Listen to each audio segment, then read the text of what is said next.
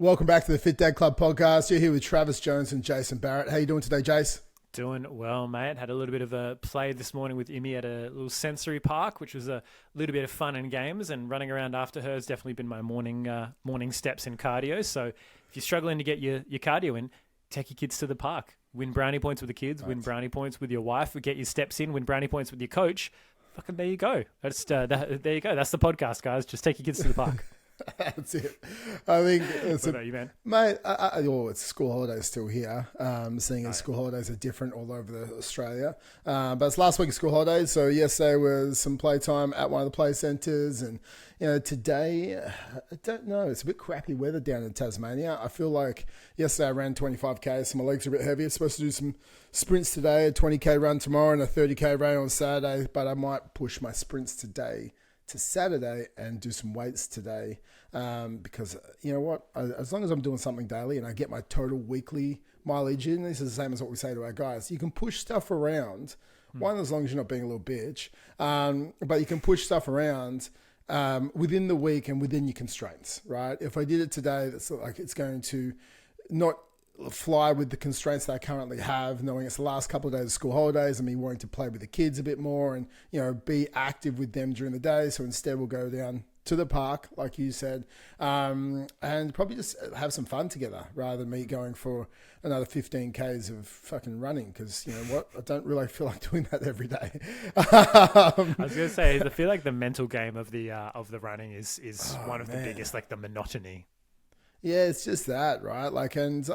I've switched from, especially my sprints, my long, slow runs, I'm happy to listen to like podcasts, but my sprints, I need to listen to music now. I don't have to, but I prefer to listen to music at a beats per minute that allows me to engage in the stride that I need.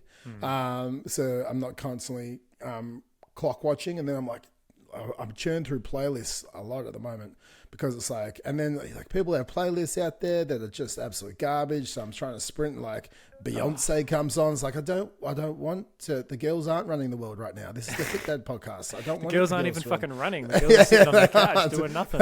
They aren't here right now. I'm here. I don't want them to run the world. I'm trying to run around this fucking oval. Honestly, people's playlist songs, I've seen them before. It's like, motivating gym, like hip hop playlist, and I'm like, no man, I want DMX yelling at me. I want some heavy shit when I'm training. I don't want this like light stuff. So sort your playlists out, people. Sort your playlists out, exactly. So that is me, and that was my laugh for the day. But guys, today we're going to talk about a little bit of identity, because it is such a crucial part, guys. And we do talk about mindset a lot. We do talk about identity and who you're trying to become and who you're trying to move away from, because that is, at the end of the day, if you can get your mindset right, anything is possible, like absolutely anything, because it's the behavioral change that is linked to the mindset that allows you to do or not to do the simple things that will get you the result, and to have the different life, to have the life that you want. Because let's not fucking beat around the bush. Every single one of you out there wants to be fit. Whether you are fit or not right now, everyone wants to be fit. Everyone wants to be able to run with their kids. Everyone wants to look in the mirror and be confident and happy with what they see. No one wants to look at a gut hanging over their dick. No one wants that. They don't. They want to see it and they want to be proud of it, right? You want to go down the beach, and it doesn't mean you have to have your shirt off and oil yourself up and have some abs, but you want to go down the beach and not feel self-conscious. You don't want to feel like you're an embarrassment to your family. You don't want to feel like your kids aren't looking up to you. Like, you want to have all the little things that makes you feel like you are the role model of your family. And to have that requires a certain set of behaviors. And those behaviors, if you don't have that, or you haven't had that and you're getting it now, like you're getting to that confident version of you and you're doing a new set of behaviors, like you can never go back to your old self. And I think that is something that people don't understand. And that is the big thing that we want to talk about today. I completely agree. I think you've got to be willing, and we've talked about it before, you've got to shift that internal perception before you can see the changes externally. Like, you've got to be willing to become that person and divorce the past and marry your future. In essence, you've got to be willing to let go of that stuff. And the reason why this topic was kind of bubbling around in my head a bit was I was thinking about it yesterday when I was going on a very slow walk recovering from my back tweaks. I was walking around the suburb like I had to stick up my ass, which I'm sure everyone thought, trying to film a video, be like, nah, this isn't just going to work. I'm going to type it out instead. But this comes from a place of what you're currently doing and who you currently are it cannot be who you are in the future. This can't be who you continue to be if you're not happy with your current level of results. Like your behaviors become who you are. You become your behaviors. So over time, if you keep doing the same stuff, you will eventually become that person. If you become the guy who, binge eats and binge drinks, it's like you are a binge drinker. You are a binge eater. Like that's just because you are your behaviors. If you want to get some better results and you want to be that example for your family, you've got to let go of that shit, and you've got to have come to the realization and come to the awareness that your current behaviors and your current actions, they can't be what you do ever again. Like, it's plain and simple. Now, I'm not saying, but I currently like to eat pizza and that means I can never eat pizza ever again. I'm like, no, well, you currently like to eat pizza once a week or once every 3 or 4 days. That's probably a bit too fucking much. You can have pizza once a month. You can have pizza in not an entire meat lovers to yourself with the sides and the Coke. There are changes and there are sort of middle grounds in this, but it's like the current level of action and behaviors that you're currently taking, that can't be who you continue to be. You just cannot continue to be that person. You cannot continue to take and do those behaviors because it'll just get you right back to where you are. So many people think when they go on a fat loss plan, it's like it's either all or nothing. I either go all fat loss or I go back to eating burgers and pizza and drinking beers. There's a middle ground, right? You can slowly work your way back up, include keeping your movement going. You can't be the guy that doesn't go for walks anymore. You can't be the guy that doesn't train in any capacity. You can't be the guy who doesn't have a gym membership if that's the level of results that you want, because you're going to have one. Or you're going to have a home gym and you're going to fucking use the home gym at least 2 to 3 times a week. That's got to be your minimum standard. We've talked about this time and time again, but we've talked about what you have to do. But what that requires is you letting go, and you've got to let go of that person that you have become now, from eating shit, from constantly binge drinking, from sitting down all day, sitting down on the weekend, not engaging with your family, not doing active stuff. That can't be who you are. You don't have to go the full bottle the other end of the spectrum, but you've got to be like, all right, this is not who I am. This is not the blueprint for who I want to be. So I've just got to stop doing that shit, and you've got to be willing to be okay with that. Yeah, mate. And when we look at it, we talked earlier in the year about roles and goals in our life. And we, there's roles that we play, and there's 3 main roles, which is our work, which is our fitness, and our relationships, like our family and, intimate partner.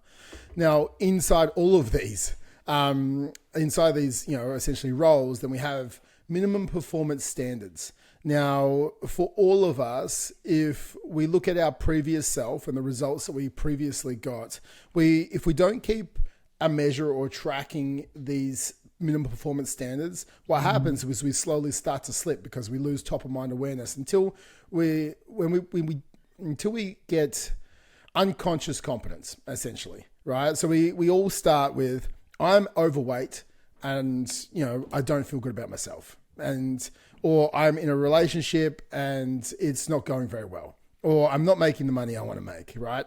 And sometimes we don't know why our relationship is garbage. We just don't. Sometimes we don't know why we're overweight. Like people say to us all the time, I'm eating healthy, I just keep gaining weight, because they're unconsciously incompetent. You're unconsciously incompetent at your current relationship. Maybe you're unconsciously incompetent at your current job. And this isn't saying you're incompetent. It means you don't even know you're incompetent.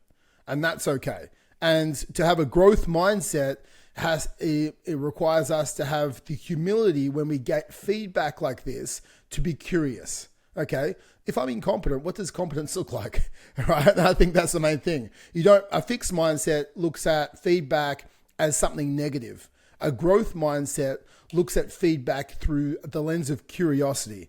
I was like, so if you hear me saying right now that you're incompetent in your relationship, you're like, no, man, like I'm the best ever. I was like, okay, well, if you were shit, like how would you become better, right? Or what will you be doing that is currently shit? And you have to ask yourself and deep dive. Okay, what would minimum performance standards look like? And I go, well, at the moment, are you walking, if we're looking at health, are you walking 8,000 steps a day as a minimum? I have no idea how many steps I work. Well, okay, well then you are unconsciously incompetent at your steps.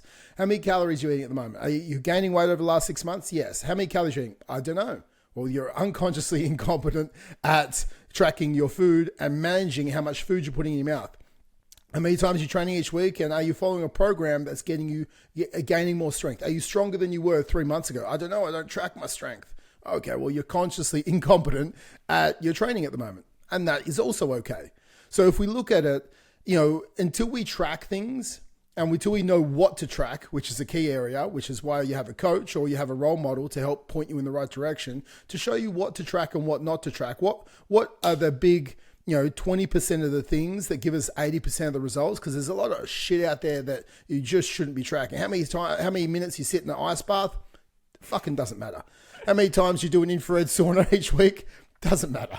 I don't care. But there's a couple of 3 key or 4 key areas that if you track these things, they give you 80% of the results. So if you have someone that identifies those top 3 things in those 3 roles that you play in life, and you go, well, at the moment, you're unconsciously incompetent because you aren't tracking these things and you don't know what they are. So we need to move you to conscious competence. So now what I want you to do is I'm going to highlight the 3 areas. I need you to track them for the next 26 weeks. And over the next 26 weeks, we'll continue to dial these 3 or 4 things in so you become consciously competent at them until they become you become the version of you that you want to be, because you've changed the trajectory of your life, because you're becoming consciously competent at those tasks that change you from fat version of you to fit version of you. You're like, yeah, I'm fit version of me. And until they become just a byproduct of your day, right? It is what it is. Then you move into unconscious competence. You don't even have to think about it anymore. You love going to the gym. When you go out to dinner, you don't try and order like it's your last meal before you're on death row. Like if you go out to breakfast on a Sunday, you don't have to order the big breakfast with all the sides, right? It doesn't mean you can if you want to, but your default option is normally aligned with your conscious competence, even when you don't even think about it anymore. And that's when you know that you've made it. You've actually changed your life. And you've changed your life because you aren't the version of you that you were. The decisions that you used to make aren't even in your head anymore. I'm going to park close to the store because I don't want to walk very far. You automatically start parking further away, right? Just because you want to get a couple of extra steps in.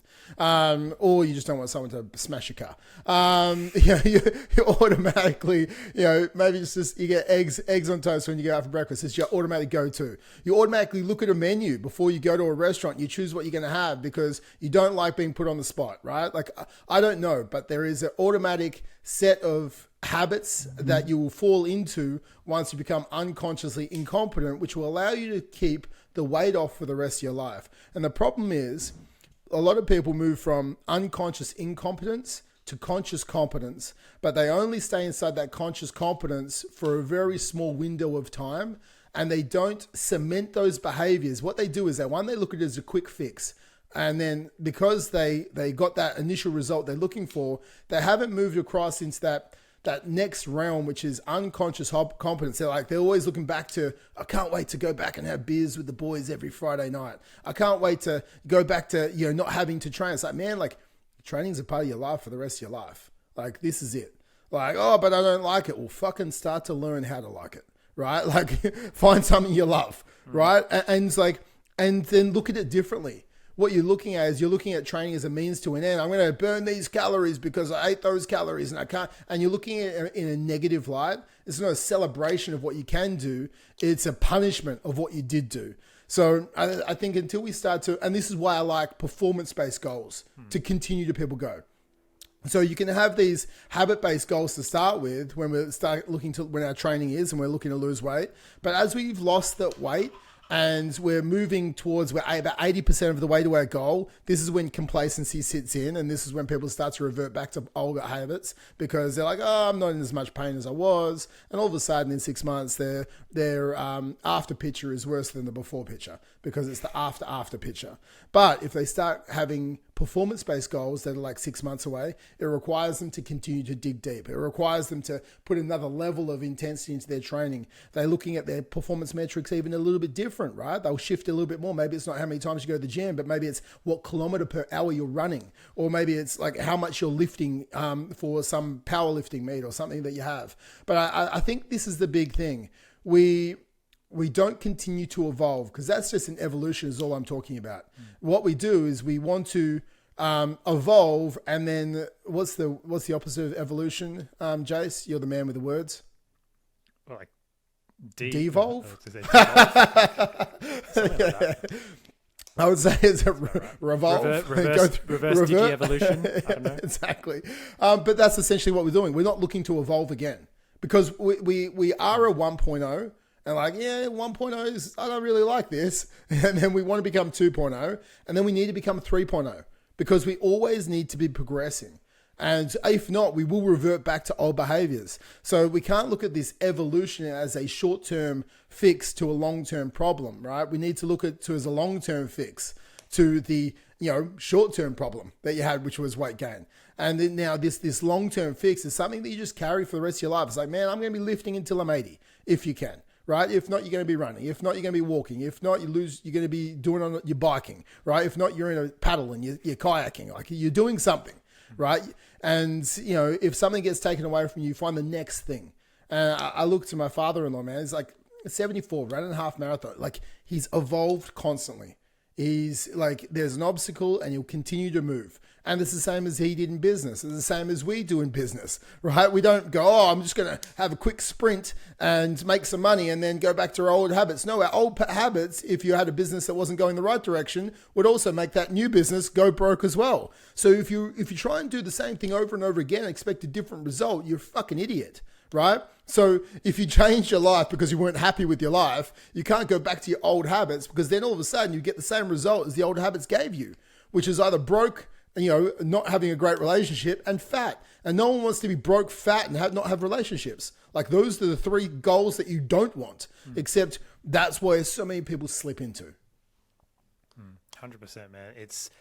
It's that comfort zone. It's you have to bust through that discomfort just outside your comfort zone to get to that new promised land, to get to the new achievement zone where you can achieve and keep these goals from for a long period of time. You get comfortable in your eating and your drinking, and you get comfortable in that spot, and then all the awareness and the spotlight that we shine on it, you can deal with that for a little bit. But as Trav said, it's like, you're thinking about it as a finite goal. And this is the biggest issue for everyone that comes in. It's like, cool, I want to lose 10 kilos. So what about after that? Right? Oh yeah, after I lose the 10 kilos, I'm all good. And then guess what? They come back fucking 6 months later because they put the 10 kilos and more back on again, because they never embraced actually fucking changing. And this is like the deep down question. Like, do you actually want to fucking change for the rest of your life?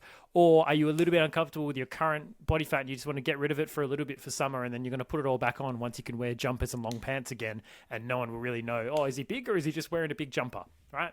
Like, cool. If that's what you want to do, go for it. But you're just going to be yo-yoing the same shit. You've got to be willing to fundamentally say, I'm not going to fucking do this yo-yo again. I'm not going to gain all this weight back. I'm not going to lose it all again. I'm not going to go up and down, up and down, up and down. It's not who I am. I'm going to commit to being this person for the rest of my life, which means I've got to commit to doing some different shit for the rest of my life.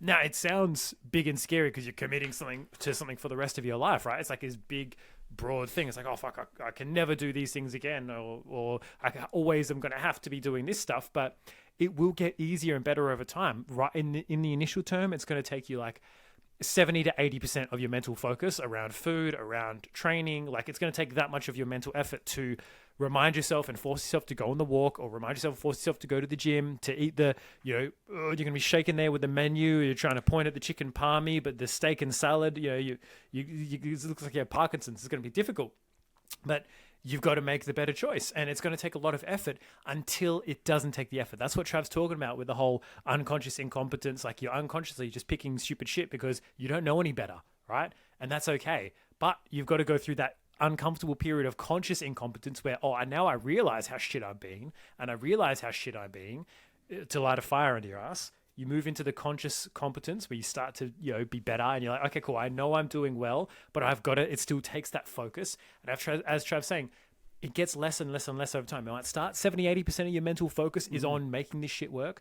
Then it gets to 60, then it gets to 50, then it gets to 40, until you get to the point where it's like, it's easy and you don't even have to think about it at all because it is who you are. Now, to be perfectly honest, there are going to be times where you probably need to put a hand back on the wheel and you need to steer back into the lane a little bit, because as with anyone, like Trav and I have both had this experience where, you gain a couple of kilos, you get a little bit up, but then it's like, okay, cool, I'm now in my uncomfortable zone. But instead of my uncomfortable zone being, I've got to lose 20 kilos and I can't see my dick anymore, my uncomfortable zone is now, I'm about 3-4 kilos. I feel a bit fluffy. My love handles are just like a little bit pouchy. I feel soft. All right, time for a cut, time to sort of rein it back in. And you'll be good for like another 6 months. It's like driving the Tesla with the autopilot. It's like, it might require some minor corrections every now and again if it doesn't know what's going on, but like, you can easily steer back into the lane without a hell of a lot of effort. But thinking that after 12 weeks, you'll just magically maintain those results without any level of effort is, I think, where people go wrong. Because they think once they lose the weight, they can just go back to what they're doing. I was maintaining, I wasn't gaining weight. I was maintaining my weight when I was with what I was doing before. So yeah, but you were maintaining 20 kilos heavier. You are a smaller body now. You require less. Yeah, I think that's a big thing as well. It's like the smaller version of you burns less calories on a daily basis. So if you did eat what you used to eat, you would then just gain weight back until you got to where you used to be. I think that's the thing that people don't understand. And I've had guys like, man, I've been coaching dads over the last 2.5 years, and some of the boys that I still coach started with me 2.5 years ago. And this is, I didn't start coaching 2.5 years ago. For those people that knew the podcast, I started coaching over 20 years ago. Okay, I've been in this game a long time. But with the online dads, 2.5 years ago, some of my clients still coach with me. That doesn't mean they aren't lean. That doesn't mean they aren't like strong or they aren't fit. It means the fact that I am the accountability mirror for them, just to make sure they stay on track. And our calls on the weekly or the fortnightly basis aren't as, look at your calories. It's like, yeah, man, like some of the guys will go, you know what, I'm not going to track for the next 4 weeks my nutrition, but I will still weigh in each week. And we have a deviation point with a lot of my guys, just like I do for me, right? My deviation point, or my point where I dial it in, is 92 kilos, right? If I get anywhere to 92 kilos, I need to start tracking my food religiously to make sure I get back to the weight where I'm happy to stay at, which is like 88, 89 kilos. And that's where I feel good. Now, for them, they also have set points. Okay, you can go to here and then we have to change. Or some of them have just gone through dieting phases, which we're going through cuts and then lean muscle gain, then cuts and lean muscle gain. Me, personally, I don't want to gain more lean muscles, so I just go through periods of dieting and not tracking at all. And it takes me about, sometimes I put a little bit of weight on, sometimes I don't, but it's never above 92 kilos because I jump on the scale once a month, and every month I'm like, all right, I know where I am. And that's one of the things also, one of the key areas of people who don't gain weight and they keep it off for the rest of their life are people who jump on the scale more often than not, right? Because they don't live in denial. If you're afraid to jump on the scale, you put off jumping on the scale, like, I'll do it. I've had a big day the last couple of days. I don't want to jump on the scales. It's because the scale is going to read something that you don't want it to read. And the guys that keep coaching at me, we still have some data points we always check in on, whether they're gaining muscle or not, or just performance-based goals. But for me and them, we have goals that we're always working towards the 2.0, 3.0, 4.0 version of them. Ones that they're running half marathons, they're running marathons, they're doing ultras, or they're doing like the high rocks competitions. But they're having goals that they're striving towards, and I'm there as their checkpoint so I can keep them on track, because it's so easy for every single person out there to lose track. Because if this is not your bread and butter, this is not what you do for your life, which, most people, it's not what they do for their life. You get sidetracked with life, because life is busy and it's only going to get busier, and it will continue to get busier until you probably retire. But until then, and then you'll be busy looking after grandkids. Exactly. So because of that, you need someone. It's like, I'm like the gauges on their car they're driving, right?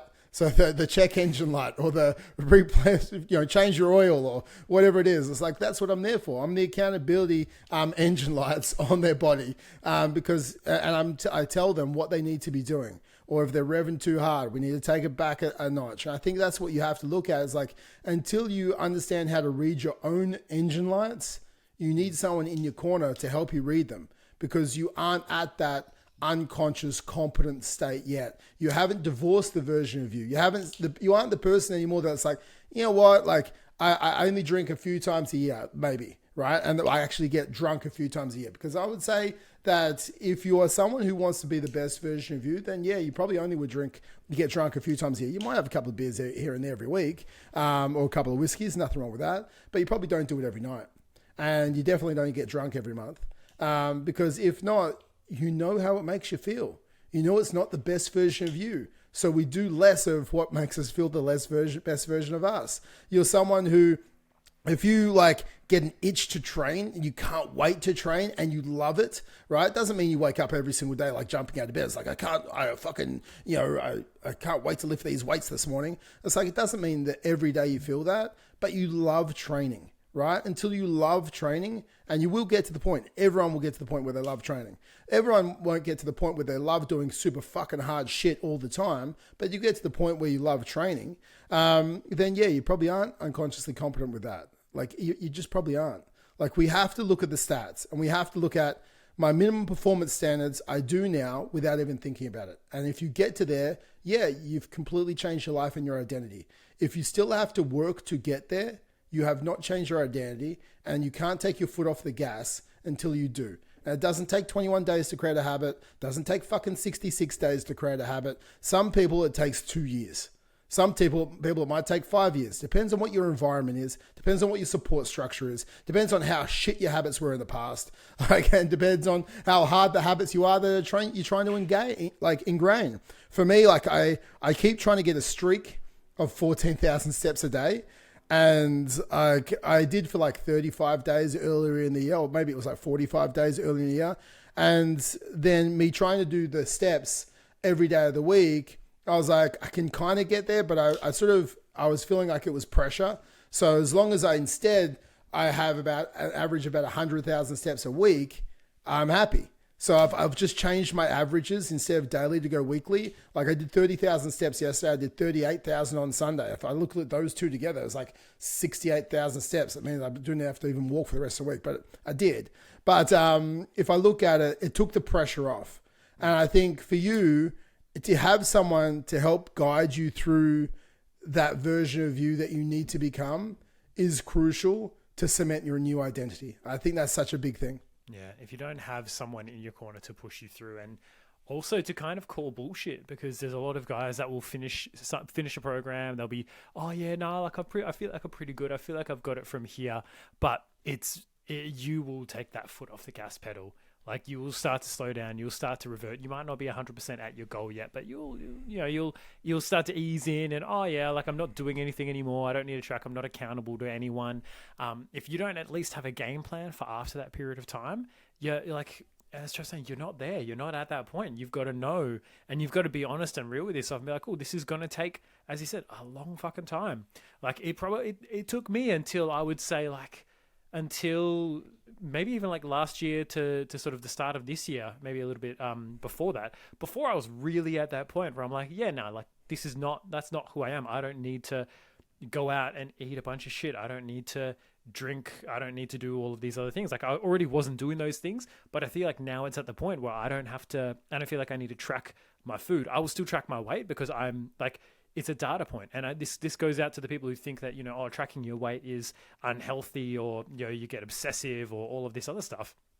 Like, yeah, there are people that can obsess over it, but the weight itself means fucking nothing. It's a data point. It is information.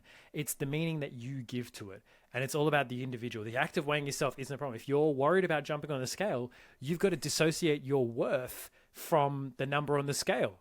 Right? It doesn't mean that you're a fucking bad person or you're a good person if you weigh less, right? Like, you've got to know that it's about your perception of the number, and it's about the meaning that you're giving to the number. So if you're giving that negative meaning to it, like, yeah, you just did some actions that probably weren't in alignment with where you want to be. It doesn't mean you've got to beat yourself up and go, oh, I'm a shit person because this number hasn't changed. It's just fucking information. Right? Treat it as such. Treat it as just a data point and a way of going, okay, because it will fucking change. It will fluctuate like hell. And you can, like, the big thing I want to get through to you is you have control. This is the one area of life where you actually have the most control, because no one's got a tube going into your stomach force feeding you Oreos. No one's pushing your mouth up and down, making you chew shit. You are choosing all of these fucking foods. You are choosing all of these drinks. You're choosing what level, even if you're not doing that much activity. And let's say time is the big enemy for you and you've got no time at all to do anything, which is just, that's your belief system. That's your BS, but I'll let you have it. You control how much you eat, and the weight can change, and time can change, and priorities can change. All of those things can shift, and you can get the result that you want. You've just got to be willing to do that level of work to get there, but it can change. Like, you don't have to be stuck you're not a tree. You're not stuck at any one particular weight or in any one particular spot or in any one way. You can do things differently, but you've got to accept that means that you can't do some of the stuff that you have been doing, and that's okay. But jumping on the scale isn't something that you've got to fucking be worried about. That is like my number one data point for me knowing, all right, am I on track or off track? Right now I'm hovering. I haven't been to the gym for like a week. And as Trav was saying, I told my wife, I was like, I miss running. Like, the weather is like, it's nice, like 22 degrees and cloudy here. I'm like, fuck, this would be a perfect day to be able to go for a run. Not these 32-degree bullshit days I've been having. But I can't because of my back at the moment. I can go for walks, which I have been doing, but the runs at the moment, the impact is just a bit too much. And priority for me above everything else is being able to move well and being able to squat down and pick up my daughter and hold her and cuddle her when she's whinging about not being able to be in the, because she just goes, "Daddy, cuddle," and then she just tells me this way, that way, this way, that way. I'm like, all right, you just want to be in like a vehicle that you can move, like a forklift around and just go places and pick things up for you. That's what you actually want. But that's my number one priority. But I'm fucking missing running, and I'm missing training. And it's been a week. It's been 1 week since I've trained and I've done anything. And I'm itching to get back into it. And that's the place that you want to be at, because that's the person that you want to be. If you want the results, if you want to be the fit dad, that is the person that you are going to become, right? And you just have to accept that. And you have to want that. You have to strive towards that, but know that it is going to be a journey. It takes time. But once you're there, it's worth it, because then it becomes easy, like driving a car. None of you think about driving your car home from work. You probably blank out and you're like, oh shit, I'm at home. How did I get here? Because you know all the turns so well. I was thinking about this today as I was driving around. I'm like, I remember when I first drove and I was like learning to drive in a manual, and it was like so many things to think about, and you're like fucking paranoid all the time. And now most people do it while they're half thinking about other shit, or they're trying to fiddle with the center console, or half of them are texting. Don't do that, but or you're listening to a podcast or whatever. Like, it becomes easy. How did it become so easy? You just fucking did it daily because you had to. And now it's like a simple thing. Driving a car anywhere is fucking easy. But I think the most crucial thing is deliberate practice. Yeah. You focus on becoming a good driver, because you can do something daily really fucking shit as well, guys. So it's like, get the instructor. Don't listen to your fucking parents. They don't know how to teach you how to drive. Get the qualified instructor where he's got the brake pedals on his side of the fucking car too, so they can stop you. Because if your parents are just going to give you anxiety, and all of a sudden you have anxiety relationship with driving, just like you might have an anxiety relationship with food if you did it wrong for so many years. So again, if you have the proper training, what it does is it gives you that deliberate practice, the practice of tracking, the practice of doing it right, and doing that over time is exactly what we're talking about. It's like constantly doing the same thing the right way over and over again will ingrain those habits into your life for the rest of your life. And that means you will get there, right? You will, yearn for the gym. You will want to like eat healthy, because, for me, man, like I can't eat, like I'll have a skinny cow. And I think it's because like they're the 100-calorie skinny cows. If I have ice cream, it doesn't matter what it is, I feel sick. In my stomach, like my stomach's upset. So I'm sure the chemicals in the skinny cow ice cream are slightly different to normal ice cream, which don't make me upset. So maybe I'm not allergic to chemicals. But the same is if I eat chocolate. If I eat chocolate, man, now, like, and I did it a little bit over Easter, but not much, right? I had my allowed chocolates, except one day. One day I did fall prey to my emotions. I was like, I'm going to have a chocolate egg, because I was just feeling a bit shit. And it's like, man, I'm just like everyone else. Right, but I do the good things more often than not. And I think that's the big thing. So when I do the bad things, it's so minor. It's like once in every 78 days or some ridiculous stat probably. So then I had it and I was like, man, I feel sick. Like, and the next day my guts were like gurgling and I felt like I needed to go to the toilet like 30 times. And I was like, I just wasn't feeling good. And then when I do that, it reminds me, it's like, man, like this is not worth it. But the problem is you do it so often, you do get used to it. And then you don't even realize how bad it's making your insides, how bad it's making you feel, because you're just in a constant state of not being the best version of you, as far as like an optimal standpoint, as far as cognitive function, feeling good and energetic. You're just constantly sluggish and you don't even know what feeling good feels like anymore. And that's the real shame, because, you know, we want you to feel great and we want you to not miss those foods, but understand that there's a lot of foods out there that you eat because it's out of comfort and it's your coping mechanism, but there's better ways to cope. And I think, you know, as you go through this journey, you find new ways to cope with issues or drama or sadness or stress or frustration that benefit you, that help you flip the switch faster to becoming back in line with the best version of you, which pushes you from a low frequency to a high frequency. And I think that is one of the obstacles with long-term success, Jace, is, you know, some people will go, it's not the right time now, right, to change my life. So what happens is they put it off and they don't actually get started with us. Or they go through a tough patch, right? You know, touch wood, I don't get divorced. I was engaged twice before Liv. I feel like I've had my breakups before I got married. I got them out the way early. But like, you know, but if I look at it, it's like people are like, I'm going through a hard patch in my relationship. Like, I need to stop training it. I can't do this right now. It's like, man, like, you know, yep. Like that's tough, right? And it is tough going through a breakup. And there's some valid stuff out there that I'll be like, yeah, man, press pause and all the rest of it. But so many of us become a little bit soft at the moment because we want to push pause on all the healthy stuff or all the positive things in our life when we're going through a hard time. Or in reality, you're going to go through a lot of fucking hard times in your life. And those hard times is when the healthy stuff counts even more. One, not only as a better coping mechanism. But two, they allow you to still keep the best version of you moving forward. You might not lose all the weight, but you're still tracking, you're still training. Maybe you're not tracking all your food, but you're still doing your steps, you're still doing your training. Maybe you're still hitting your minimum performance. So your coach is still keeping that in line for you to keep you moving forward. And if you don't have a coach, like if you're going through a hard time, maybe it's like, okay, I'm going through so much at the moment. I was training 4 days a week. I'm just going to tack it back to 2 days a week for the next 3 weeks while I'm dealing with this like huge issue that I'm currently dealing with. And then I'll keep going forward. And one of my guys, he's like had 2 knee surgeries in the last year and he's still trained. We still had calls every single week and we modified it for him. Okay, we're doing upper body, man. Because you know what the worst thing is? You can't do anything. Do you know when you can't do anything and you're not talking to someone positive and all your friends are fucking negative? You become negative. And then you start eating like a negative person eats and you're trying to comfort yourself. It's like, woe is me. I had a knee surgery. It's like, no, man. Like that, you just had a knee surgery. You didn't go to war, right? You had some knee surgery. Like that's it. Exactly, mate. You just had some knee surgery. Like it's okay. Like, and you know what? You're probably going to have another surgery in time, but that doesn't mean we stop being the best version of us, right?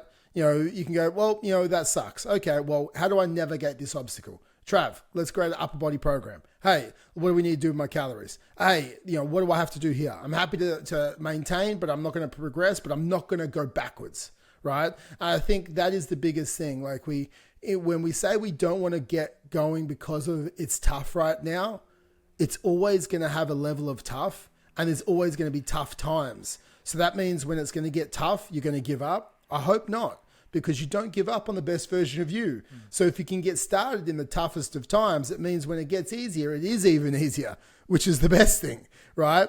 I think that is a big pivotal moment because I've seen so many guys get started, then they'll press pause or then they'll cancel or they'll stop because they're going through something. And that was kind of the straw that broke the camel's back on all those good behaviors. And then all of a sudden they just went down, it's like snakes and ladders. They slipped on a snake and they just fucking fell all the way back down to the start. And then they just have to start clawing themselves back again, one behavior at a time, right? Because that's literally what it is. We need to maintain minimum performance standards even through tough times because if not, it is a very slippery slope if you don't have ingrained behaviors as the best version of you.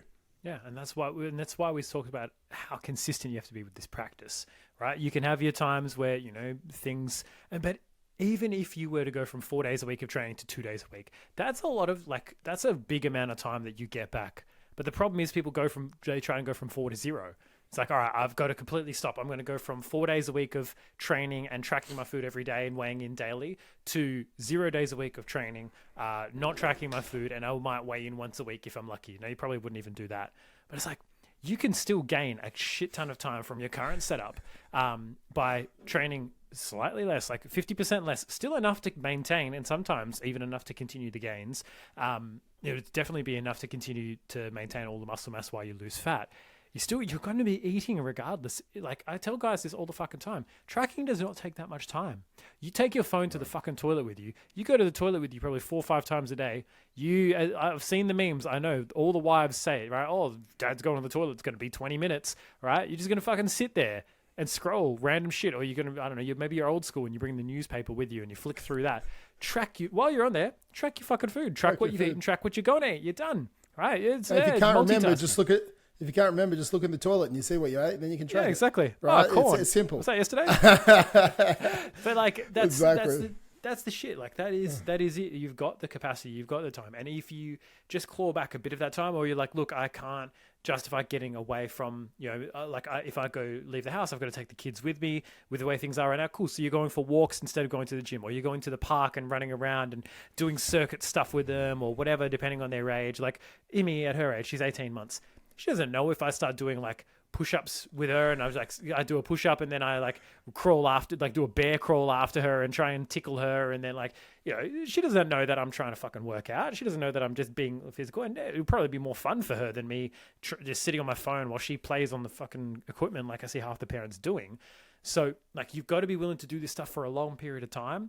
And you've got to know that like you just because some hard shit happens for everyone. Like, randomness has never not happened. Random and hard shit there'll always be that reason there. And you either succumb to that and give up on that, or you keep a little bit of you, as Trev's saying, a little bit of you moving forward. And that's that glimmer of hope. That's that fucking light at the end of the tunnel, is if you can continue to move yourself forward and you continue to progress in some area when everything else is falling to shit, that's that little thing you hold on to. It's like, above all else, I can put my headphones on and I'm going to go for a 15-minute run.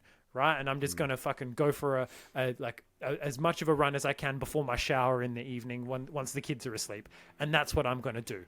Right. And that's going to be my little me time. And you just fucking own that time. And you say, yeah, this is me doing something. I've had to chat to one of my guys about this recently. It's just something that I'm doing for my health, for me to move forward. Yeah, I might not love the run yet. I might not love the process, but I'm doing something for me to push myself forward, to move myself forward, to progress. And I'm fucking proud of myself for that. And then you pat yourself on the back and you enjoy the rest of your evening. Like, that's the mentality you've got to take to it. Exactly, mate. And guys, if you feel like you need help divorcing yourself from your past, not your partner, but your past, and you want to try and help, you need help trying to get attached to the future version of you, the one you know that you can be, then go to fit-dad.club. That's what we're here for. We help you, close the gap between where you are and where you want to be, and show you and help you navigate the exact path to get there. So go to fit-dad.club, book in a call. We can talk to you and get you started and help you create a solid plan. And if you want to rate, review us, 5 stars, 1 star, leave a comment, hopefully 5 stars, positive comments, comment on YouTube or rate it on Spotify or Apple Podcasts, guys, because that helps us help more dads. And this is why we do this, to help dads become the best version of them, or continue to strive to become the best version of them, because there is always 2 versions of you out there, and we are constantly striving to become that next best version of us. For me, that's it for the week, guys. Jay's got anything else you want to say? No, just keep on striving to be that 2.0 fit dad. And that's what we're here for. Let's make it happen. And that's it, guys. So we'll talk to you next Monday on the Fit Dad Club podcast. See you guys.